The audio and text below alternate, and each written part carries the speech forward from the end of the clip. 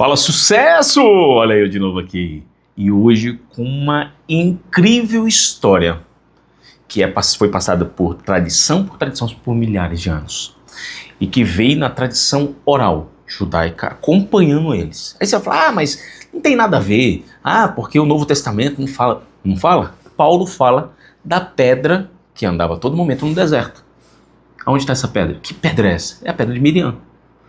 É a pedra que acompanhava Miriam. Essa água jorrava água. Essa pedra acompanhava no deserto. É a pedra de Miriam. Então, Paulo fala sobre isso. Então, a gente tem que entender. Outro detalhe também que a gente tem que deixar bem esclarecido aqui. Neste caso, toda a Bíblia foi feita por judeus. Apenas um que não era judeu, Lucas. O resto, todo mundo ali era judeu. E há quem diga que Lucas tem um pezinho, mas eu não vou entrar aqui agora. E qual é o tema de hoje? Com uma história milenar que de repente você não entendeu ela, porque você vai entender ela agora usando a tradição. É verdade essa história? Se é ou não é, uma coisa a gente deixar, tem porquê. Tem migalhas de pão que te levam à saída e a entender todo um processo. Vamos lá então? Então tá aí ó, a capa. Ó. Naamã, o herói sírio, o segredo da sua lepra, que ninguém conta. Ou você pode ter vindo por essa outra capa também, que ficou maravilhosa. Descubra o nome do arqueiro que matou o rei Acabe. Tem relação? Sim, totalmente. Próximo. Ou você pode ter vindo por esse. Naamã, o herói sírio, o segredo da sua lepra, que ninguém conta. Quando você começa a ver aqui, ó, a gente começa a entender algumas coisas. A gente vai contar a história vinda de tradição, a tradição oral, que tem a Torá escrita e a Torá falada, que explica que vem um passado. Mas ela é recente. Não, ela é milenar, ela só foi escrita para não se perder. Então eu já vi pessoas falando isso. Por que o judeu tinha vários filhos? Para guardar essas histórias maravilhosas e ricas. Vamos lá? Primeira pergunta. Por que Naamã foi considerado um herói em toda a Síria? Ele foi considerado. E aqui ele já era um general. Naamã foi considerado um herói. Por que ele tinha um apreço pelo rei? Veio através de um episódio. E aí vem a segunda pergunta, que vem essa pergunta logo em seguida. Quem realmente matou o rei Acabe, o perverso rei de Israel? Coincidentemente, Naamã é da mesma época. Olha que interessante, da mesma época. olha a migalha de pão aí. Olha as migalhas de pão. E aí, naquele episódio, lembra? Primeiro, quem é que o Naamã foi procurar para ser curado? O servo de Elias. Uau! Mesmo tempo. Elias não brigou contra Jezabel e Acabe?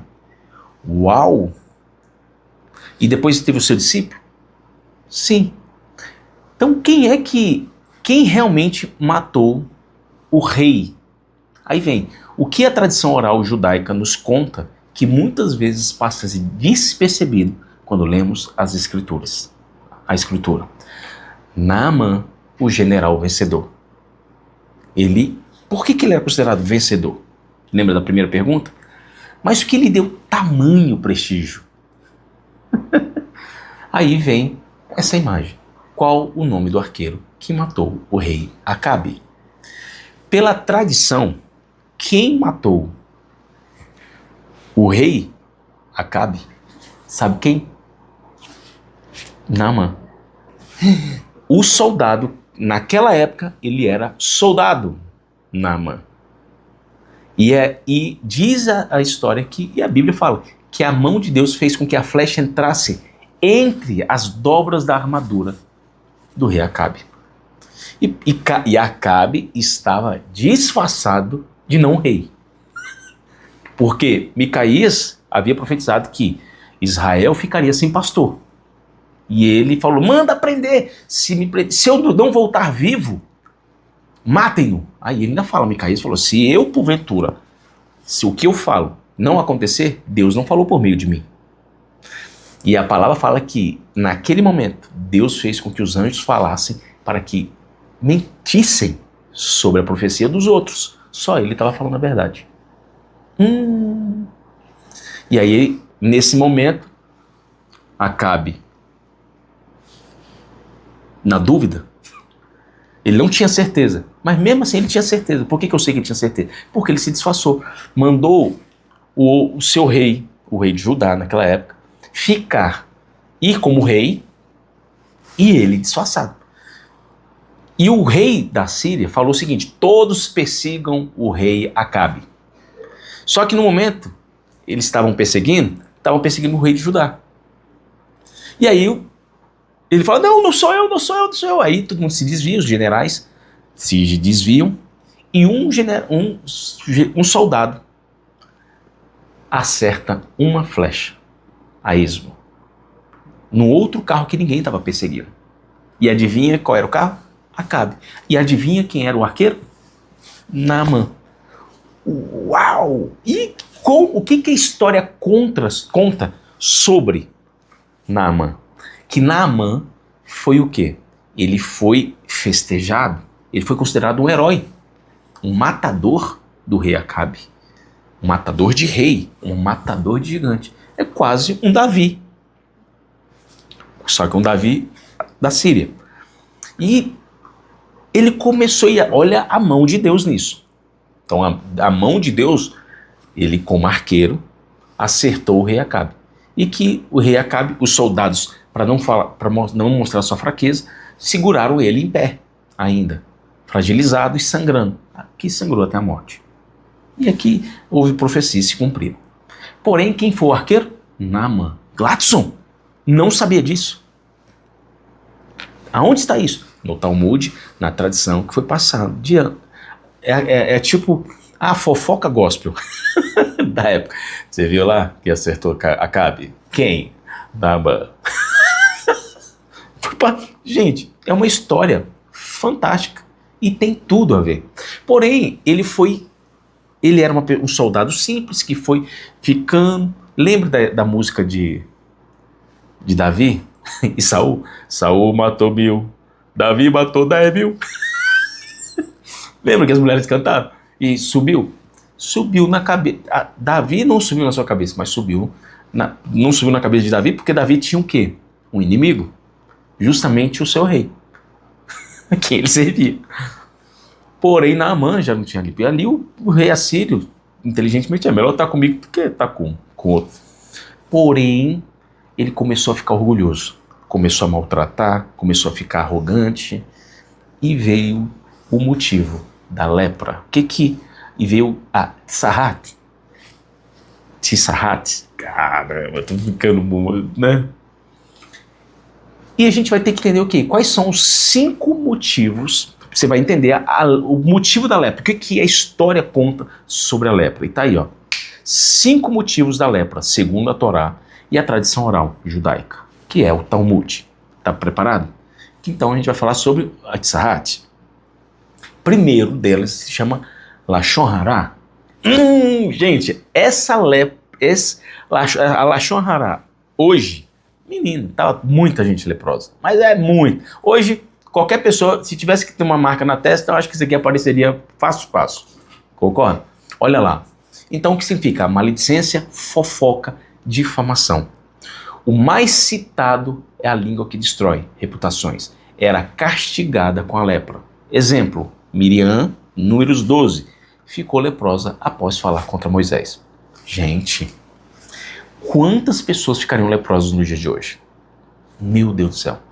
Então, o Lashon Hara é a primeira situação, é um dos motivos que surgia a lepra. Segundo, o orgulho e a arrogância. E aqui começou a afetar quem? Você, mas eu não sou fofoqueiro, mas de repente você tem um orgulho, você é arrogante. Não falo mal de ninguém, mas você tem. São pessoas que se exaltavam e não reconheciam sua limitação diante de Deus. eram atingidas.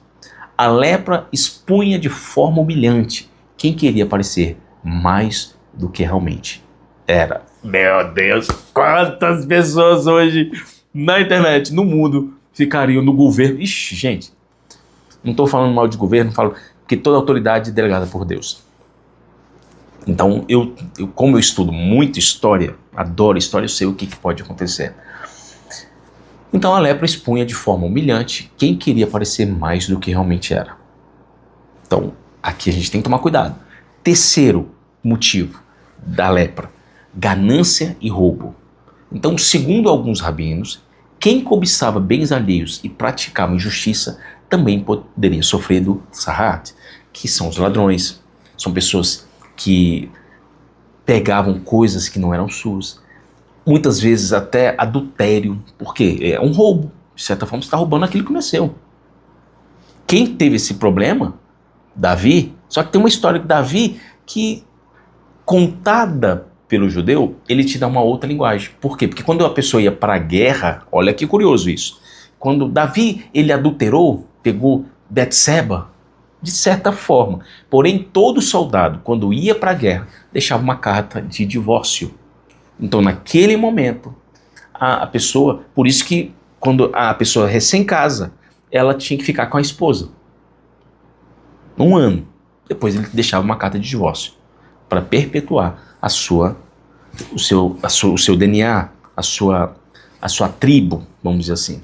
Então, a ganância e o roubo. Então aqui já meio que expliquei mais ou menos a história de Davi. Então, quarto, imoralidade. A lepra era associada a desvios morais que contaminavam não só a pele, mas o caráter. Uau! Então, a imoralidade, seja qual for, moralidade sexual, moralidade emocional, porque também tem imoralidade emocional, tem vários tipos de imoralidade. Quinto, falsidade e hipocrisia religiosa. Esse aqui, meu Deus, meus amados irmãos, eu sou pastor. Quando alguém mostrava uma aparência de santidade, mas vivia em pecado oculto, a tzara'at se manifestava como denúncia. Meu Deus do céu. É o cara que se diz ser muito santo. Tem uma frase que eu gosto muito: prefiro quem confessa pecado a quem vomita santidade. Eu tenho várias pessoas, discípulos, porque a minha visão ela modificou um pouco, que é o discípulo, é ensinável. Então são alunos. Então, são pessoas que eu tive, pessoas maravilhosas. E são as pessoas que mais confessavam, são as pessoas hoje que são maiores. Elas sabiam a sua fragilidade. Falavam, eu errei disso, isso aqui. Aí o outro, que era muito santo, o dia que estourou os pecados, meu Deus do céu. É muito triste você esperar de alguém algo que chega lá e depois não é aquilo que ele diz ser. Falsidade e hipocrisia religiosa. É a pessoa que se diz muito santa. É a pessoa que está do seu lado e é o Pedro que te nega na última hora. E antes do galo cantar 3 vezes. Em resumo, olha que frase muito forte. A lepra era uma ferida externa que revelava uma doença interna da alma. Uau, tudo isso para explicar a lepra de Naamã. Então, olha qual que era a lepra de Naamã. Aí agora a gente vai para o quê? Os estágios. Gente, olha que fenomenal isso. Quais são os estágios da lepra? E a comparação com a vida religiosa, com a sua vida com Deus. Levíticos 13. Vamos lá. Primeiro, mancha branca. Ela que inicia com uma pequena mancha. É uma manchinha que está ali, e aí você coloca uma agulhinha assim, ó, e fica meio insensível. Nem você sente. Ninguém sente, nem você sente. Uau! O que significa isso, Vlad? É um pequeno pecado. É aquela coisa assim que ninguém vê, é uma pequena mancha ali. Você começa a colocar agulha, você taca até fogo. Tem mulheres que já estavam, que eram Hanseníase, né? E aí não havia cura nessa época, e aí bota uma agulha e fere com fogo, e não queimando a pele e não sentia dor. Insensibilidade, começa a ficar insensível, não consegue mais ouvir a voz de Deus, fica insensível à voz de Deus. É a pessoa que já começa a olhar assim, eu acho que eu estou com Deus, será que Deus existe? Todo mundo já passou por isso, todo mundo já teve eu já tive uma coisa, quando você começa a estudar muito, você começa a ter aquelas manchinhas brancas. Por isso que você tem que tomar muito cuidado com quem você vai aprender sobre Deus. Porque se a pessoa não acredita em Deus, você também, com toda certeza, vai acabar não acreditando em Deus. Não, mas eu estou com todas as armaduras. Será? A fé vem pelo o quê? Ouvir a palavra de Deus. E quando você não ouve a palavra de Deus, você passa a ter fé naquele que está te falando. Então, a sua fé naquilo que você é muito importante com o mensageiro que você está ouvindo. Muito importante. Eu acredito em Deus maravilhoso, pleno, que construiu tudo perfeito. Fez a Torá, a Taná, o Novo Testamento, e aí você vai colocando assim, e mandou seu filho para morrer por nós. Eu acredito nisso. Então, vamos lá. Então, primeiro, manchinha branca. Nossa! Depois veio o quê? Vem a mancha e começa a se espalhar pelo corpo. E aí, é um momento em que a pessoa do outro lado começa também a ter o quê? Começa a ver, é um momento que ela pensa, eita, tá alguma coisa errada aqui. Eu acho que tá alguma coisa errada. Tinha uma manchinha pequena. E a pessoa descuidada, e ela vai sentir que não continua, ela vai achando graça. Porque naquele momento ali ela não está sentindo muita dor. É quando a gente começa a entender o quê? Quando não há o arrependimento, a mancha crescia e se espalhava pela pele. Começa a tornar, aquilo que é pequeno começa a se tornar um hábito. Seja qual o pecado for, é pornografia, é promiscuidade, é traição, que eu estou traindo minha esposa. Agora, a gente diz que o primeiro, um abismo leva o outro. A gente fala que é o primeiro passo. Eu nunca traí minha esposa. Aí um dia que não, vou trair só uma vez. Cuidado, quem trai uma, trai duas. Porque aí começa a se espalhar. É a segunda fase. Qual fase que você acha que eu tô, Gladson? Você vai descobrir aqui agora te falando. Agora começa, além de ficar insensível, começa a falar, não, Deus vai me perdoar. Você conhece pessoas assim? Conheço várias, muitas pessoas. Não, mas Deus vai entender, Deus entende. Deus entende, porque Deus te vê. Agora, será que você entende? Se você estivesse na dimensão dele, você entenderia? Imagina seu filho fazendo aquilo que você faz e você olhando ele. Não, aí é diferente. Por que é diferente? É a mesma coisa. É a mesma coisa. Terceiro, atinge os cabelos e as feridas abertas. Aqui as pessoas começam a ver e a sentir um odor. Porque essa terceira fase é o momento que você faz o pecado está tão introjetado que você faz até sem querer, na frente dos outros. Começa a fazer, gente, igual uma mulher falou agora recentemente, e são vários casos que ela estava dentro do Uber e a pessoa assistindo um filme, recebeu um vídeo pornográfico e o cara continua assistindo na frente dela. Gente, por quê? Porque já está introjetado na alma dele. Não estou julgando.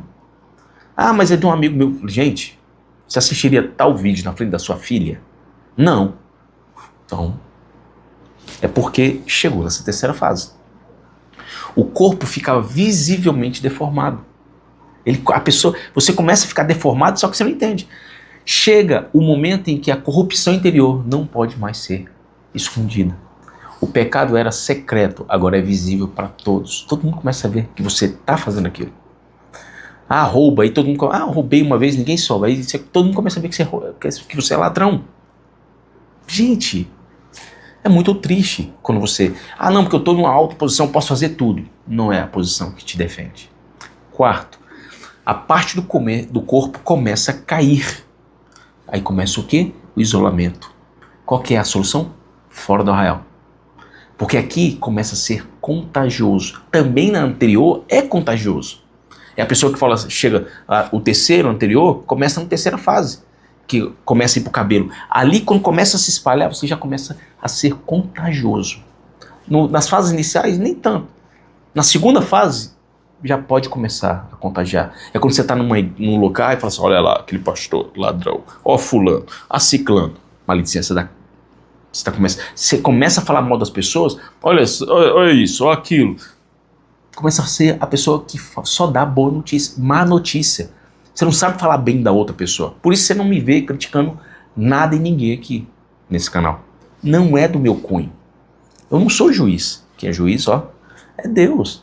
Não sou eu que vai julgar essa pessoa. A minha opinião pode ter muito peso, mas eu não estou aqui para fazer isso. Isso não é um papel de um homem de Deus.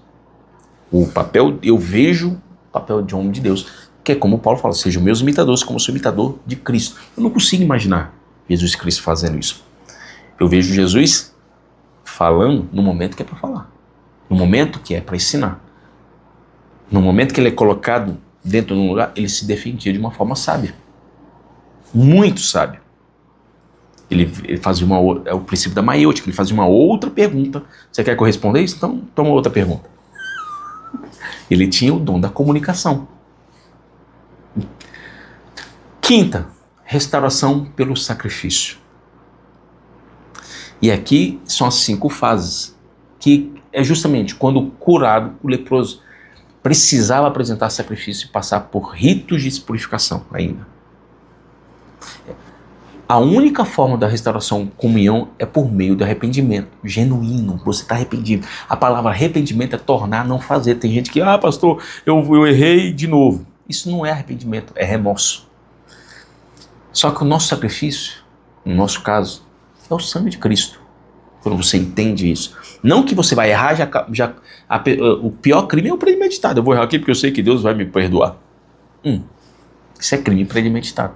Isso é pior do que o normalmente é dito. Forte, né? E aqui você começa a entender que a lepra era uma parábola viva. Ela mostrava que o pecado, mesmo pequeno, corrói e isola. Meu Deus do céu, eu vou colocar. Como leprosos, muitos religiosos podem parecer corretos por fora, que é o sepulcro caiado. É bonito por fora. O que é o sepulcro caiado? Pintava-se o sepulcro de branco, só que lá dentro tinha o quê? Um morto, que estava sendo comido por vermes. Então ele era bonito por fora, mas feio por dentro. Literalmente.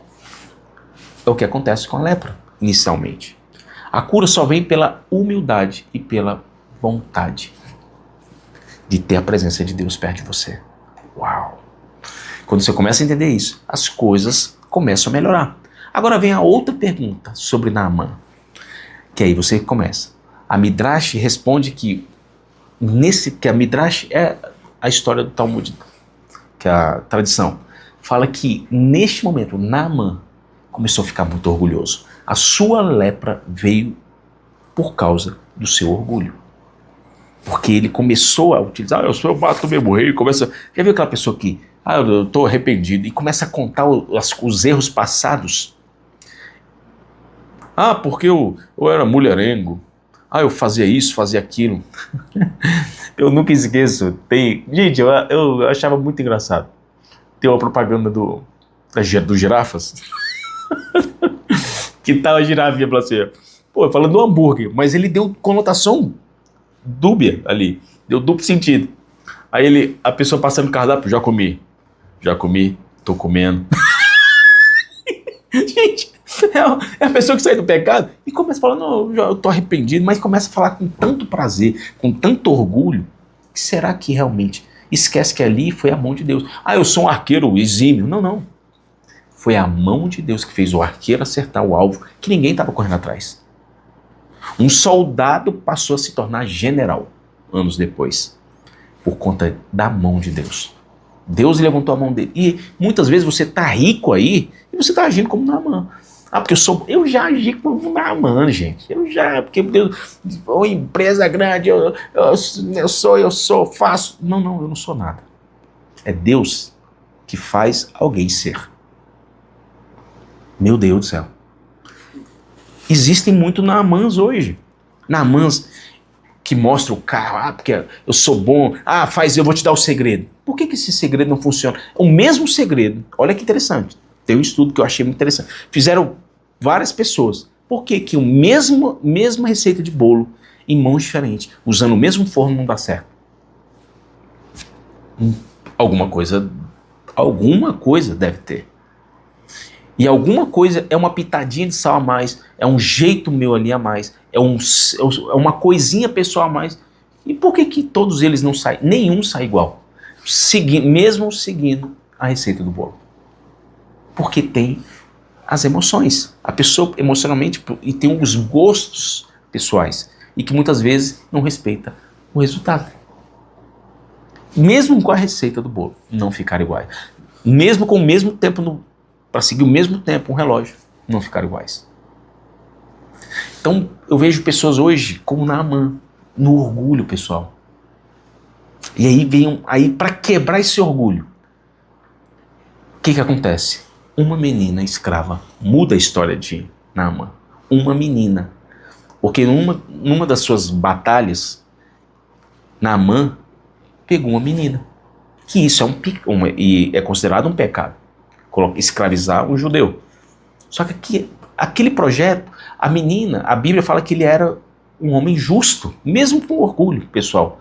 Porque é normal, a pessoa entra... Não sabe... Quando você vai ver um artista, eu já deparei com vários artistas, e você teve uma vez que me chocou, porque eu estava no aeroporto, e aí eu estava em Fortaleza, ou não sei aonde, e eu assistindo a cena, um cara falou assim, qual foi o maior problema que você teve como artista? Ele falou, entender que eu não era mais artista. Uau! Era um humorista, falou assim, eu chegar na rua, as pessoas não me reconhecerem mais. Aquilo começou a me afetar. Começou a afetar a minha alma. Imagina, a pessoa que era grande, era um herói, e depois de um tempo as pessoas não sabiam que ela era mais herói. Não sabia nem o nome dela mais. Onde antes, eu passava na rua, todo mundo me cumprimentava. O que destrói muitas vezes uma pessoa grande é ela entender que ela é pequena. E aí vem a depressão. Aí você vai ver o final da vida das pessoas. Por exemplo, quantos artistas estão num lugar de lar dos artistas? Gente, eu vi uma pessoa contando, gente, é algo assim muito triste. Porque você tem que entender que o que você vive hoje é graças a Deus. O que você vai viver é graças a Deus. O que você pode ou não viver é graças a Deus. Tem uma oração que eu achei muito bonitinho, quando você vai... Eu vou colocar aqui qualquer dia desses, contar as histórias, que é a história de Jesus Cristo, que é The Chosen. Achei maravilhoso, tem muitas coisas lá. Se Deus não me salvasse, se não houvesse abertura do mar, Deus era suficiente. Gente, maravilhoso. E aí vai repetindo essa frase. E é o que você tem que aprender. Então uma menina foi pega e ela foi lá e ela deu e falou assim, ó, se o meu Senhor fosse para Israel, lá tem um homem que poderia curá-lo. Como assim? Aí vem a pergunta, como pode uma criança cativa se tornar a voz que aponta para a salvação de um general? A mão dele lá atrás matou Acabe, mas havia algo muito mais importante no futuro. Como pode Deus usar os pequenos para confrontar os grandes? Foi o que aconteceu. O Jordão, aí chega lá, olha que interessante, aí Naamã, como é que quebra um orgulhoso? Como que você mata um perfeccionista? Concorde com ele, não ficou bom, realmente não ficou bom, podia ficar melhor. Como que não ficou bom? Eu tinha discípulos maravilhosos que eram perfeccionistas. E o que eu aprendo com isso? Naamã teve que ser quebrado naquilo que ele se achava ser grande. Chegou lá, agora imagina a cena, você agora, o rei chegando com a comitiva, cheio de ouro, cheio de coisa no lugar paupérrimo, sem o que comer, e aí chega lá e fala, a solução tá aqui. Eu falei, tá aqui. Não, mas tem que ser do meu... Eu pensei que era um rei. E diz olha que interessante, que ele chegou primeiro no rei. Aí chegou no rei e falou assim, peraí, você tá falando que eu posso te curar? Você quer arranjar outra guerra? Aí ele falou, não, manda lá, para Eliseu. Quando ele vai para Eliseu, aí ele foi pro rei, o rei não tinha acesso com Eliseu, muito acesso, manda aí, Eliseu falou, pode mandar para cá. E quando chega na porta, aí falou, os Gehazi da vida, senhor, chegou uma comitiva aí milionária aí lá de fora. Chegou? Fala para ele fazer, lá no Jordão, se mergulhar 7 vezes, tá curado. Mas senhor, você não vai sair não? Não, vai lá e dá notícia para ele. Aí vem um servo, até você, imagina, você, um grande homem, um cara muito sucedido, com avião, com tudo, e aí Deus quer te curar, ele quer curar o seu orgulho. Primeiro, tem lepra que é só quebrado com orgulho. E aí ele manda ela, fala assim, ó, cadê? Eu achei que eu ia ser recebido aqui com aplausos. Por isso, é muito cuidado. Quando você, igreja, quando um artista vai aí, ele não tá... porque tem cadeira especial. Não. Ele não tem cadeira especial no céu. Enquanto ele não entender quem é Jesus Cristo. A simplicidade. Por isso, e eles se incomodam, porque eles entendem a Bíblia. Porque ali na palavra mostra que menos é mais. A pessoa que está sendo reconhecida em vários lugares, aí chega na igreja todo mundo, olha. Gente, eu nunca fui, nem tirei foto. Você não vai ver foto minha com artista nenhum. E olha que eu já tive vários artistas. Ah, que você não tira. Ele é como eu. Eu não estou aqui para idolatrar ele. O que importa é o que há dentro dele. Ah, você quer tirar uma foto? Não precisa de foto, não. Não precisa de foto. Fernandinho, vários artistas passaram lá na igreja, eu tive acesso, até estava com a máquina fotográfica na época que o bispo falou, você pode fotografar? Faço assim, meu bispo, com o maior prazer. Nem pedi ninguém para tirar foto. Não tenho a menor vontade disso, gente. É gente como a gente. Deus só deu uma posiçãozinha a mais. Deus colocou um arco na mão dele que ele acertou um alvo que você não acertou. Porque ele estava na consciência de entender. Porque ele estava numa posição, Deus ia colocar ele numa posição para ele entender no reino dele. E Naamã, naquele momento lá, o que Deus faz? Quebra o orgulho dele. E Deus quer quebrar o seu orgulho. Muito. Ele quer quebrar seu orgulho. Porque ele quer curar sua lepra. Ele quer curar sua lepra. E quando ele começa a entender, quando é que ele entende isso? Porque Naamã, naquele momento, o que o profeta Eliseu faz? Manda mergulhar no Jordão. Pô, mas lá tem vários rios melhores e limpos, que está acima. Porque o rio desce, então lá em cima é mais purificado. Tem um nascente lá, por que eu vou no Jordão sujo? Numa época suja, a água estava suja. E pouca, não é tão grande o rio. E aí Naamã, eu falei, Senhor, aí sempre tem um servo. E olha, por que eu vejo? Porque Naamã era considerado justo. E a Bíblia fala que os seus servos gostavam dele, porque ele era um cara justo. Mesmo com orgulho, ele era uma pessoa correta. Uma pessoa que fazia o bem. Ele fazia o bem. Por que eu sei disso? Porque ele deu ouvidos aos seus servos. Eu não sei qual ouvido que ele ouviu. Se é o ouvido direito ou esquerdo. Não justificou erro. E aí, o que ele faz? O senhor já veio até aqui, que custa se eu mergulhar 7 vezes? Vou lá mergulhar. Só para provar que ele está errado. Já tive pessoas que falam assim, pastor, mas já me batizei uma vez, eu não sei o quê. Eu falei, Naamã, se que Deus quiser que você mergulhe 7 vezes. O cara foi lá e batizou de novo. Teve um que teve a capacidade, falou, pastor, o senhor me quebrou. Eu nunca tinha sido batizado. Usei aquele argumento como mentira. Tem pessoas que não foram batizadas. Eu falei, cara, se Deus quer que você mergulhe 7 vezes, tem o bapto e o baptismo. Bapto, depois eu expliquei o que significa cada um, é muito forte isso. Então, e teve um bapto, é simplesmente se purificar, colocar na água. Só tem numa receita de picles. Aí bota no... E depois o outro é baptismo, coloca no vinagre e no azeite. Ele nunca mais volta ao estado normal. Então, qual que você quer, o bapto ou o baptismo? Você escolhe. Você quer se purificar? Tinha sumo sacerdote que tinha que se batizar, tinha que entrar várias vezes ele tinha que ele sofreu o bapto, ou baptismo. Ele tinha que se purificar para entrar no Santo dos Santos. Uau! Se purificar. Ah, garoto! E por que Deus usa água? Porque a água tem o poder de transformar um grão de areia em uma pérola. Imagina o que ele pode fazer por você. Hoje tá muito poético hoje. Então, Naamã teve que quebrar seu orgulho. Ele falou, vou lá, e mergulhou. E ele não ficou curado na primeira, não ficou curado na segunda, não ficou curado na terceira, nem na quarta. Ele só ficou curado na 7ª vez. Porque a cura está na obediência.